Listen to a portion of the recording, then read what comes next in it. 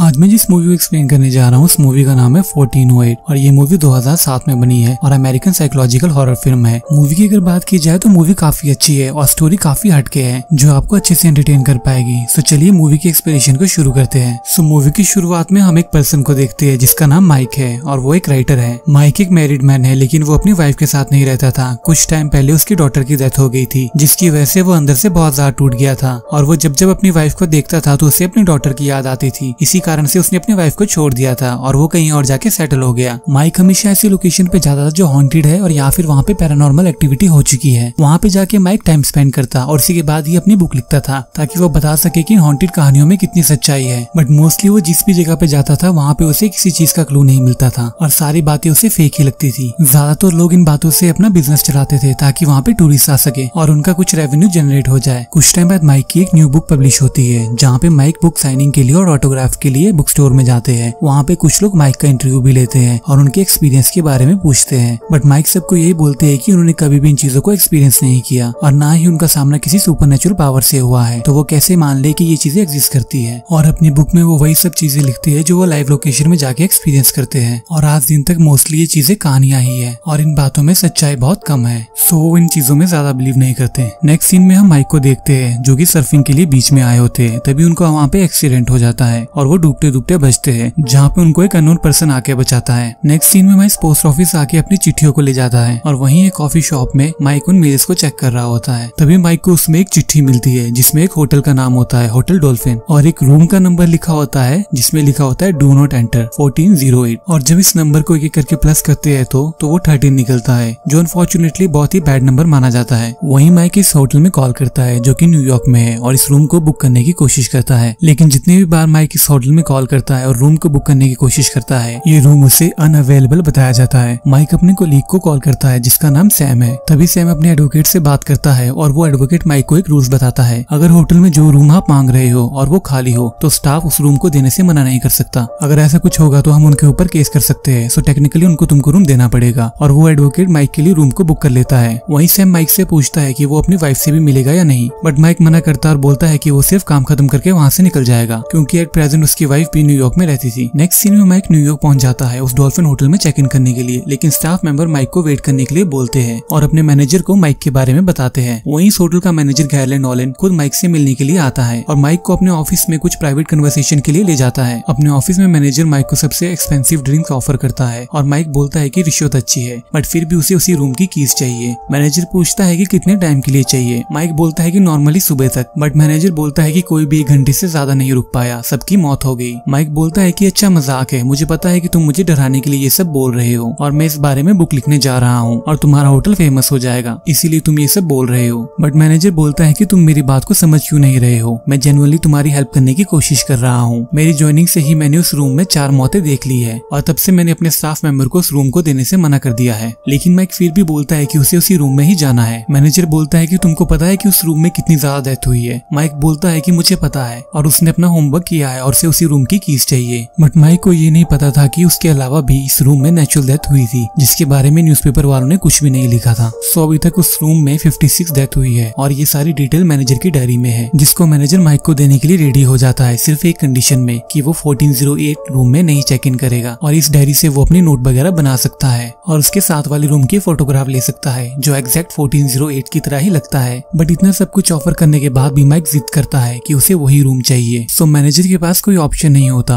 वो माइक को उस रूम की कीज दे देता है और माइक को वार्निंग करता है कि वो रूम बहुत ज्यादा इविल है और माइक को एलिवेटर में ड्रॉप करता है उस फ्लोर तक और जाते जाते लास्ट टाइम फिर से माइक को बोलता है कि प्लीज उस रूम में चेक इन मत करो। बट फिर भी माइक नहीं सुनता और मैनेजर वहाँ से वापस चला जाता है। थोड़ी देर में माइक उस रूम में चेक इन कर लेता है और रूम के अंदर चला जाता है। दिखने में तो वो रूम नॉर्मल ही लग रहा होता है। माइक को उस रूम को देख के कोई भी हॉन्टेड वाली फीलिंग नहीं आ रही थी। माइक उस रूम को अच्छी तरह से चेक करता है और अपने टेप रिकॉर्डर में भी उस रूम के बारे में बता रहा होता है। वहीं माइक विंडो से बाहर देख रहा होता है तभी अलार्म क्लॉक अपने आप बजने लगती है जिससे माइक थोड़ा डर जाता है और वो रूम को चेक करने लगता है कि कहीं कोई रूम में तो नहीं है। बट रूम में कोई नहीं होता। इनफैक्ट बाथरूम में जो टॉयलेट पेपर माइक ने यूज किया होता है वो भी बिल्कुल सही होता है जैसे ब्रांड न्यू है और माइक को उसको देख के बहुत अजीब सा लगता है। उसके बाद वो रूम को फिर से अच्छे से चेक करता है लेकिन कोई भी उसको वहाँ नहीं मिलता। माइक को लगता है शायद होटल वाले उसके साथ प्रैंक कर रहे हैं और उनको इससे ज्यादा ट्राई करना पड़ेगा अगर माइक को डराना है तो। थोड़ी देर बाद उस रूम का टेम्परेचर बहुत ज्यादा बढ़ने लगता है और रूम का थर्मोस्टेट खराब हो जाता है।